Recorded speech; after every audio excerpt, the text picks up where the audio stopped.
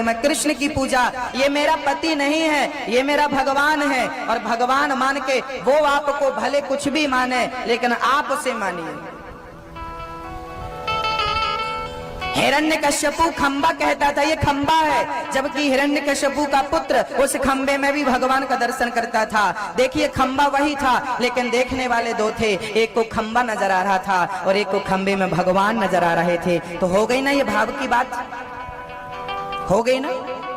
ये पति है, ये पुरुष है। यहां पर मैं बैठा हूं, मुझे आप किस रूप में देख रहे हैं ये आपके देखने पर निर्भर करता है। मुझे गुरु के रूप में देख रहे हैं कि मुझे पुत्र के रूप में देख रहे हैं, कि मुझे भाई के रूप में देख रहे हैं, कि मुझे सखा के रूप में देख रहे हैं, कि मुझे सेवक के रूप में देख रहे हैं, कि मुझे पाखंडी के रूप में देख रहे हैं। पाखंडी के रूप में देखोगे तो पाखंडी के रूप में दिखूंगा, गुरु के रूप में देखोगे गुरु के रूप में दिखूंगा, पुत्र के रूप में देखोगे पुत्र के रूप में दिखूंगा। मैं कैसा हूं ये आपके विचारधारा पर, आपके सोचने और समझने पर निर्भर करता है ना। आप मुझे किस रूप में देख रहे हैं। पुरुष एक ही होता है, लेकिन उस पुरुष को जब पत्नी देखती है ना तो पति के रूप में देखती है, उसी को जब उसकी माँ देखती है तो उसे पुत्र के रूप में देखती है, उसी की जब बहन देखती है उसे भाई के रूप में देखती है, उसी का मित्र देखता है उसे मित्र के रूप में देखता है। पुरुष तो एक ही है, लेकिन देखने वालों के नजरिए अलग अलग हो गए कि नहीं।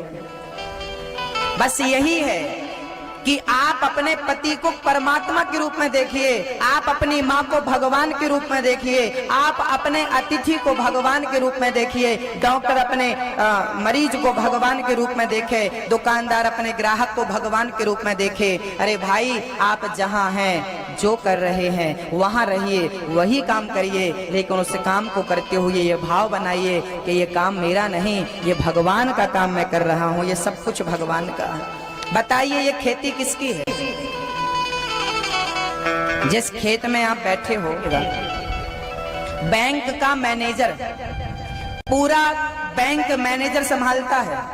लाखों रुपए का लेन देन, करोड़ों रुपए का लेन देन रोज करता है बैंक का मैनेजर। लेकिन बताइए क्या बैंक का मैनेजर ही बैंक का मालिक है। बैंक का मैनेजर बैंक का मालिक नहीं है, मालिक कोई और है ना। बैंक का मैनेजर तो वहां का सेवक है, मुनीम है। पुरानी भाषा में मुनीम, आज की भाषा में मैनेजर। वो मुनीम है, मालिक कोई और है।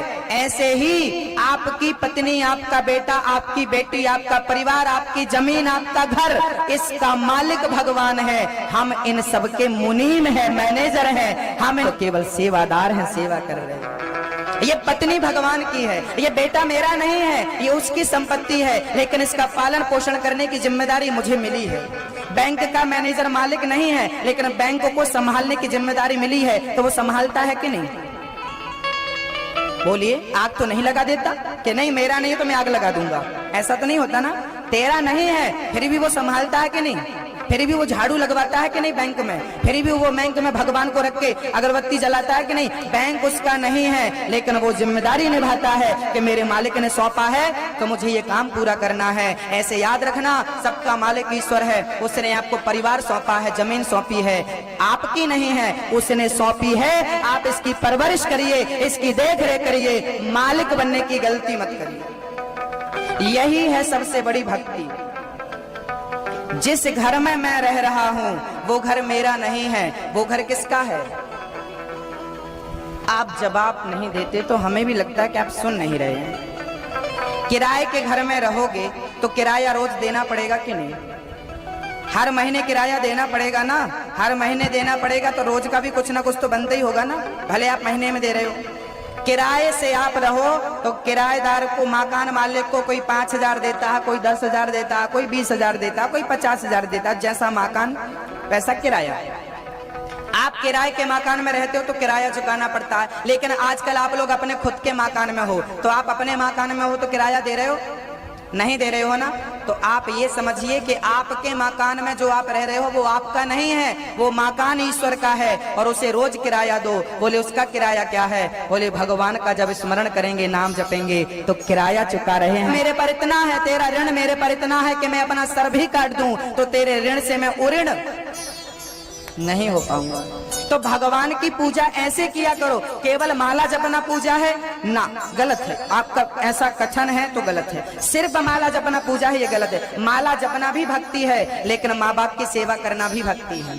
घर में रहते हुए भी घर का मालिक भगवान को बनाना भी एक भक्ति है। आपकी विचारधारा बदल जाए तो क्या कहना साहब, जिंदगी सुधर जाए, जिंदगी परिवर्तित हो जाए। केवल सद्विचार मन में आने चाहिए, सद्भाव मन में आने चाहिए। ये पत्नी मेरी नहीं भगवान की, ये पुत्र मेरा नहीं भगवान का, सब कुछ भगवान का है। इस भाव से जीवन जिया करो, इस भाव से काम किया करो। कुछ नुकसान हो जाए तो समझा करो कि मेरा क्या है, मैं तो नौकर हूँ, नुकसान तो मालिक का हुआ, परमात्मा का हुआ। फायदा हो जाए तो मेरा क्या फायदा, मालिक का फायदा हुआ, भगवान का फायदा हुआ। मैं नौकर हूँ, मैं चाकर हूँ, मैं उसका दास हूँ, मैं उसका मुनीम हूँ। अपने आप को मालिक बनाओगे तो नुकसान में जाओगे, लेकिन अपने आप को सेवक बनाओगे, नौकर बनाओगे तो कभी नुकसान में नहीं जाओगे। हम कौन हैं? हम शून्य हैं। एक बार शून्य को अभिमान आ गया कि मैं सबसे बड़ा, शून्य। एक बार पृथ्वी को अभिमान आ गया मैं सबसे बड़ी, पृथ्वी बोली मैं सबसे बड़ी। तो शेष भगवान बोले तू सबसे बड़ी तो मेरे सिर पर क्यों पड़ी? शेष भगवान के सिर पर, शेष भगवान बोले मैं बड़ा। अरे शेष जी आप बड़े तो शंकर जी के गले में कैसे पड़े? शंकर जी के गले में तुम कैसे पड़े ये बताओ। शंकर जी बोले मैं सबसे बड़ा। तो कैलाश बोले कि आप सबसे बड़े तो मेरे ऊपर क्यों खड़े? कैलाश बोला मैं सबसे बड़ा। तो कैलाश बोला मैं सबसे बड़ा, तो रावण बोला फिर मेरे हाथ में क्यों पड़ा? रावण बोला मैं सबसे बड़ा, तो रावण बोला मैं सबसे बड़ा। तो बाली बोला कि तू सबसे बड़ा तो मेरी कांख में कैसे पड़ा? रावण तू सबसे बड़ा तो बाली की कांख में कैसे पड़ा? तो बाली बोला मैं सबसे बड़ा, बाली बोला मैं सबसे बड़ा। तो राम जी बोले तू सबसे बड़ा तो मेरे चरणों में कैसे पड़ा? तो राम जी बोले मैं सबसे बड़ा। तुलसीदास जी बोले राम जी आप बड़े नहीं, यदि आप बड़े तो आप भी भक्तों के पीछे क्यों पड़े? तो इस दुनिया में सबसे बड़ा कौन है? भक्त बड़े। एक बार शून्य को अभिमान हो गया मैं सबसे बड़ा। संख्या बोली तू बड़ा नहीं मैं बड़ी हूं। शून्य बोला मैं 10 गुना बढ़ाता हूं तुझे। कोई चेक में 0045 भर दे और कहे भंजालो हो जाएगा काम? जब तक संख्या ना हो, बिना संख्या के जीरो का कोई अस्तित्व नहीं है। संख्या ना हो तो जीरो की कोई वैल्यू नहीं। ऐसे हम लोग जीरो हैं, भगवान तो अंक हैं, भगवान तो संख्या हैं। यदि वो हमारे साथ हैं तो हमारा काम, हमारा कारोबार 10 गुना बढ़ता है। शून्य की तरह जैसे शून्य संख्या को 10 गुना बढ़ाता है, ऐसे भगवान की कृपा हमें सबको बढ़ाती है। इसलिए भगवान की शरण में रहना चाहिए, इस भाव से कि सब कुछ करने वाले भगवान हैं। सुदामा जी गरीबी में जीवन यापन करते हैं पर शिकायत कुछ भी नहीं है। एक दिन कृष्ण की याद आती है। सुशीला जी कहती हैं कि आप कृष्ण से मिलने क्यों नहीं जाते? 4 मुट्ठी चावल पकड़ाए और 4 मुट्ठी चावल देकर कहा कि आप जाइए। सुदामा जी 4 मुट्ठी चावल लेकर जब चल पड़े, चलते चलते एक पेड़ की छांव में वो लेट गए। नींद आ गई और जब उनकी आंख खुली तो सामने से एक गाड़ी आती नजर आई। गाड़ी वाले ने पूछा बाबा कहाँ जाना है? मुझे द्वारिका जाना है। गाड़ी वाला बोला मैं भी द्वारिका तरफ जा रहा हूँ, आप बैठो मेरी गाड़ी में, मैं आपको पहुँचा देता हूँ। चलना हमारा काम है, मंजिल तक पहुँचाना तो स्वयं द्वारिकाधीश का काम है। इसलिए निकल पड़ो घर से, उस परमात्मा की प्राप्ति के लिए अपने आप पहुँच जाओगे। चले हैं सुदामा जी, द्वारिकाधीश पहुँचे हैं। पूछा है भैया क्या यहाँ कृष्ण मिलेगा? हाँ हाँ चले जाओ। क्यों नहीं मिलेगा? जब पहुँचे हैं तो वहाँ पर द्वारपाल खड़े थे। सुदामा जी ने उन द्वारपालों से पूछा, ऐ द्वारपालो बतलाओ मेरा श्याम सुंदर कहाँ है, मेरा कृष्ण कहाँ है? क्या कृष्ण मुझे दर्शन देगा? चल पड़े और कह रहे हैं, सुंदर कहाँ है, मेरा कृष्ण कहाँ है? क्या कृष्ण मुझे दर्शन देगा? चल पड़े और कह रहे हैं सुदामा जी, हे द्वारिकाधीश, आ गया हूं तेरी शरण में, तेरे चरण में, मुझे दर्शन देने की कृपा करो। 4 मुट्ठी चावल दबा करके हाथ में लाठी लेकर के सुदामा जी महाराज वृद्धावस्था में, बुढ़ापे में कृष्ण से मिलने द्वारिका जाते हैं। अरे बुढ़ापे में भी भगवान से नहीं मिला तो ये जीवन व्यर्थ ही हुआ ना भक्तों। सुदामा जी पहुंच सर्वव्यापी है, ऐसे ईश्वर सर्वव्यापी है। अग्नि को गुरु बनाकर सीखा, अग्नि कुछ भी डालो अग्नि में सब जलाकर भस्म कर देती है। ऐसे आपका स्वभाव अग्नि की तरह होना चाहिए। कोई अपमान करे तो वो भी भस्म हो जाए और कोई सम्मान करे तो वो भी भस्म हो जाए। ना अपमान पर ध्यान दो ना सम्मान पर ध्यान दो। जो व्यक्ति अपमान और सम्मान में फंसा वो आगे कभी नहीं बढ़ सकता। अग्नि को गुरु बनाकर सीखा है। 5वां गुरु बनाया श्री दत्तात्रेय जी ने जल को। जल अपना स्वभाव कभी नहीं छोड़ता। जल का स्वभाव है शीतल। जल को गर्म कर दो तो वो ठंडा हो जाता है, बर्फ बना दो तो पिघल जाता है। जल अपने स्वभाव में स्थिर है। ऐसे ही जैसा जल अपना स्वभाव कभी नहीं छोड़ता, ऐसे मनुष्य को अपना स्वभाव कभी नहीं छोड़ना चाहिए। दुष्ट अपनी दुष्टता नहीं छोड़ता तो सज्जन को अपनी सज्जनता का त्याग नहीं करना चाहिए। चर्चा मिलती है महाराष्ट्र के एक बहुत बड़े संत हुए हैं, नाम है श्री नामदेव जी महाराज। एक बार नामदेव जी महाराज स्नान करके लौटे गंगा जी का, तो एक दुष्ट व्यक्ति ने उनके ऊपर थूक दिया। उन्होंने दोबारा नहाया, फिर थूक दिया। उन्होंने फिर स्नान किया, फिर थूक दिया। सामने वाले उस दुष्ट व्यक्ति ने 100 बार संत के ऊपर थूका और संत 100 बार गंगा में स्नान करते हैं। बाद में उस दुष्ट को अपराध का पता चला कि मेरे से अपराध हो गया है, संत तिरस्कार हो गया है। चरणों में गिर कर माफी मांगने लगा, प्रभु क्षमा करो।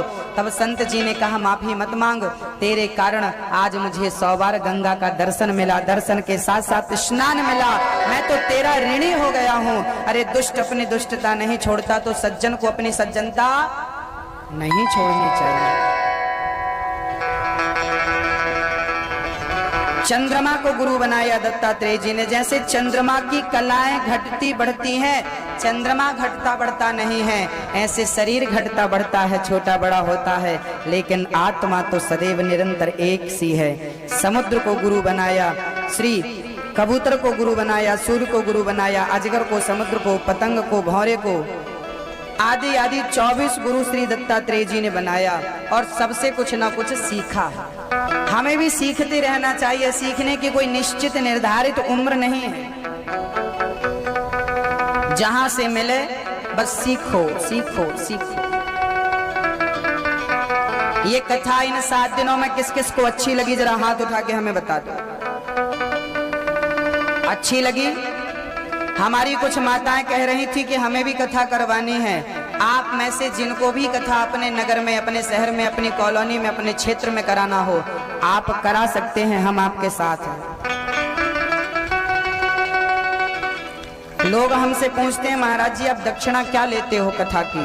हम कहते हैं कि आप जो श्रद्धा से दे देंगे ले लेंगे, कोई डिमांड नहीं है। कथा प्रेम का सब्जेक्ट है, कोई सौदा नहीं है। लोग व्यर्थ में आरोप लगाते हैं कि लोग तो व्यर्थ में आरोप लगाते हैं कि कथा सुनाने के बहुत पैसे लेते हैं। महाराज जी लोग कथावाचक बहुत पैसे लेते हैं। अरे हम कह रहे हैं ना, हम नहीं लेंगे आपसे 1 रुपए भी। आप बोलिए तो कहाँ करनी है, कब कर लेंगे।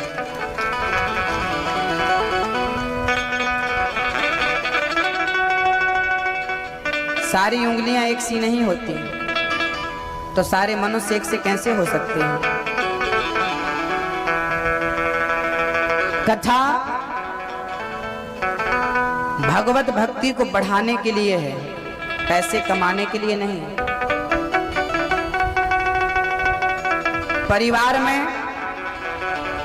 परिवार के बीच में रह करके परिवार से कैसा व्यवहार करना चाहिए, ये कथा हमें सिखाती है। प्रेम कैसा हो, परस्पर प्रेम कैसा हो, ये कथा हमें सिखाती है। मरने का समय आ गया है नजदीक। अब तो हम कहते हैं कि भगवान की भक्ति नित्य करो, स्मरण नित्य करो, राम राम नित्य जपो, कब प्राण निकल जाए पता नहीं। भक्तो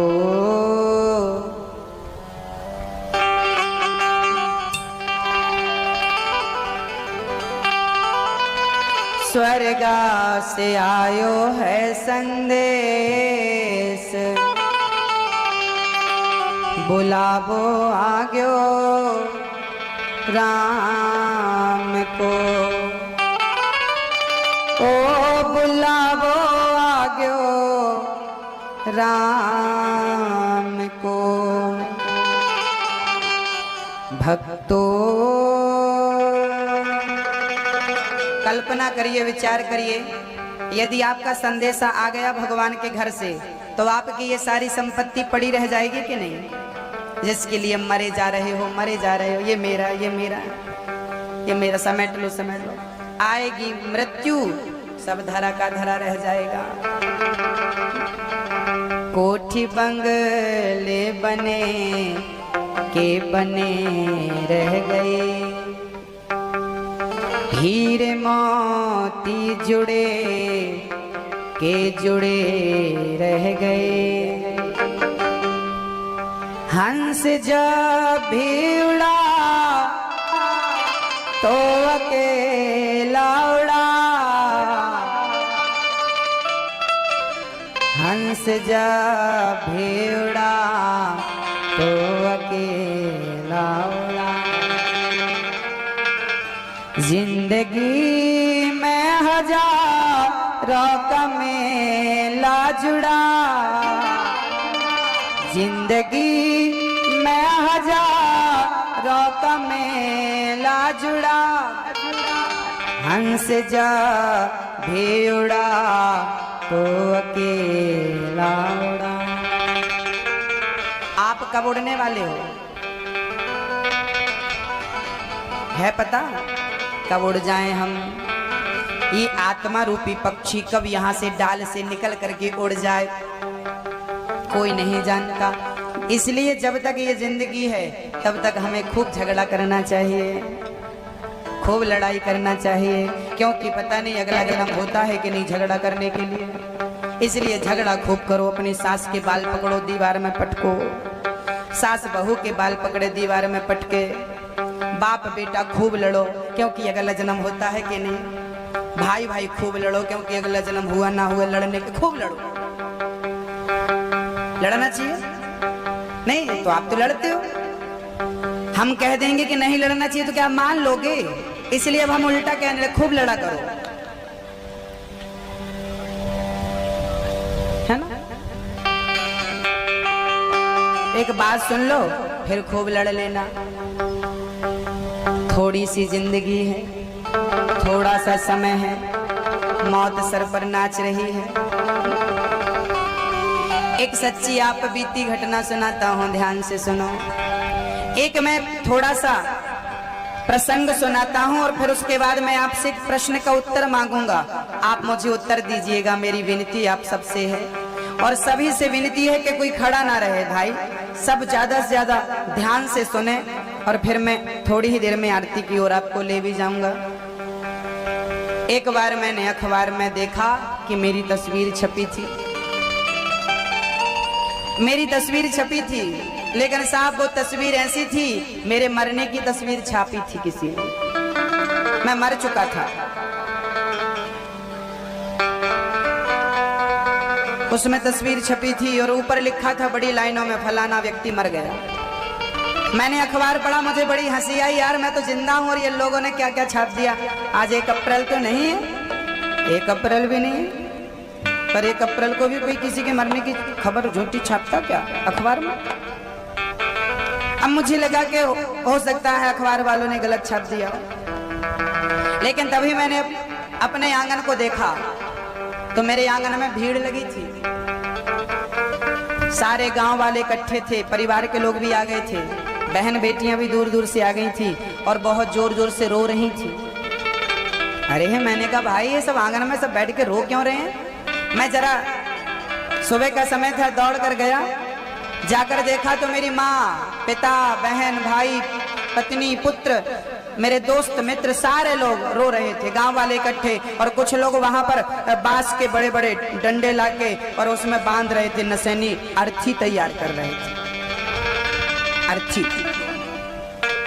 मैंने कहा यार ये सब क्या हो रहा है। मैंने अपनी पत्नी से कहा क्या चल रहा है। वो बेचारी कोई सुनती नहीं, माँ ने कुछ नहीं सुना, बहन ने कुछ नहीं सुना, सब लोग रो रहे थे। मैंने देखा कोई सुनने को तैयार नहीं। मैंने देखा कि बीच में कोई लेटा था, उसको सफेद कपड़ा उड़ा रखा था। मैंने ध्यान से देखा ये सज्जन कौन है, बीच में आंगन में लेटे हैं। मैंने देखा तो वो लाश थी, मरा हुआ व्यक्ति पड़ा था। मैंने ध्यान से देखा ये सज्जन कौन है, देखा तो वो मेरी लाश थी, मेरी लाश। कल्पना करो आपकी लाश आप खुद देख रहे हो, मेरी लाश थी वो, मेरी। मैंने कहा यार मैं तो जीवित हूं, ये मेरा हमशक्ल तो नहीं है। तब मैंने माँ को पकड़ना चाहा, माँ को कहना चाहा मैं तो जीवित हूं, पर मेरी माँ है कि मुझे सुनती ही नहीं। तब मुझे पता चल गया कि मैं सचमुच मर गया हूँ। अखबार में सही लिखा था कि मैं मर गया हूँ। अब तो मैं केवल आत्मा बन के भटक रहा हूँ। मैं सबको देख सकता हूँ पर मुझे अब कोई नहीं देख सकता। मैं सबको सुन सकता हूँ लेकिन मुझे कोई नहीं सुन सकता। मैं भटकती आत्मा, मैं हवा बन चुका हूँ जिसे कोई देख नहीं सकता था। अब मैं बैठा बैठा रो रहा था, अपने मरे हुए शरीर को देख रहा। ओहो, अभी मैं जीवित था। कल की घटना है, मैंने पत्नी को डांट दिया था, साल भर से मैंने माँ के पांव नहीं दबाए, कभी बच्चे को गोद में बिठाकर उचित संस्कार नहीं दिए। अब मुझे गिलानी होने लगी कि मैंने इतने अच्छे अच्छे काम करने थे वो किए नहीं और मैं ऐसे मरने लगा। तब मैंने भगवान से हाथ जोड़े, भगवान थोड़ी देर के लिए मुझे और जीवित कर दे। भगवान बोले क्यों, 70 साल के लिए जीवित किया तो था, 80 साल की उम्र दी तो थी, क्या किया तूने? सिवा लापरवाही की है, अपमान किया माँ बाप का, पत्नी का, समय का दुरुपयोग किया, शराब पी के पड़ा रहा गंदी नाली में, समय का दुरुपयोग किया। अब मैं तुझे समय देने वाला नहीं। मैं गिड़गिड़ाने लगा, भगवान मुझे 5 मिनट का समय दे दो, ओनली 5 मिनट। मेरी कोई भक्ति हो, मेरे कोई पुण्य हो तो उसके बदले मुझे 5 मिनट की जिंदगी मुझे लौटा दो। मैं गिड़गिड़ाने लगा, रोने लगा, चीखने लगा, चिल्लाने लगा। तब भगवान को दया आ गई और उन्होंने कहा चल मत रो, मैं तुझे 5 मिनट देता हूँ। उन्होंने मुझे 5 मिनट की जिंदगी वापस दे दी। 5 मिनट के लिए मेरी आत्मा उस शरीर में चली गई और मैं उठकर खड़ा हो गया। अब प्रश्न आपसे है कि मैं 5 मिनट के लिए बस जीवित हूँ, 5 मिनट बाद मर जाऊंगा। बताइए उस 5 मिनट में मुझे क्या करना चाहिए? लड़ना चाहिए अपनी पत्नी से, अपने पति से, अपने भाई से लड़ना चाहिए, उसकी कॉलर पकड़ के, पिता से लड़ना चाहिए, क्या करना चाहिए बताओ? उस 5 मिनट में मुझे क्या करना चाहिए? मैंने वो 5 मिनट मांगे हैं भगवान से, हे प्रभु मुझे दो। भगवान ने दिए। तो भक्तों, मैंने उन 5 मिनट का पहला मिनट मैं माँ की सेवा में लगाया। माँ मुझे माफ कर देना, तेरी सेवा कर ना सका। दूसरा मिनट पिता के चरण पकड़े, उन्हें नमस्कार किया। तीसरा मिनट अपनी पत्नी को समय दिया। जीवन में जब समय भरपूर था तब दे नहीं पाया, लेकिन तुझे समय देने के लिए उससे 5 मिनट मांगे, उसमें से 1 मिनट तू रख, तेरे लिए समय है। उस 1 मिनट में प्यार की 2 बातें कहकर पत्नी को प्रसन्न किया। चौथा मिनट अपने बच्चों को संस्कारवान बनाया। बेटा मैंने तेरे लिए संपत्ति नहीं जुटाई, लेकिन मर करके भी जीवित इसलिए हुआ हूँ कि तुझे संस्कारवान बना सकूं। मैं तुझे संस्कार देना चाहता हूँ। कभी बुरा मत करना, किसी का बुरा, किसी के बारे में सोचना मत। और 4 मिनट पूरे होते ही 5 मिनट अब मैं किसे देता। तो जिसने 70, 80, 90 साल की जिंदगी दी, उस जिंदगी को समझने के लिए 5 मिनट दिया, उसके लिए बस मेरे पास 1 ही मिनट बचा था और मैंने वो 1 मिनट भगवान को समर्पित किया। और मैं भगवान को प्रणाम करके राम राम राम राम श्री राम जय राम हरे कृष्णा कृष्णा कृष्णा बोल रहा था। उसी समय 5 मिनट पूरे हुए, प्राण निकल गए। लोगों ने मुझे अर्थी पर सजाया, ले जाके चिता में रखा, आग लगा दी। घर आकर के नहा धो करके खाने पीने लगे। हफ्ता भर बाद बात ठंडी हो गई। 13 दिन बाद 13 ही वेही खा के सब फुर्सत हो गए और महीने भर बाद तो सब काम धाम में लग गए। किसी को याद भी नहीं आई कि अनिरुद्ध नाम का कोई था। ये है आपकी और मेरी कहानी।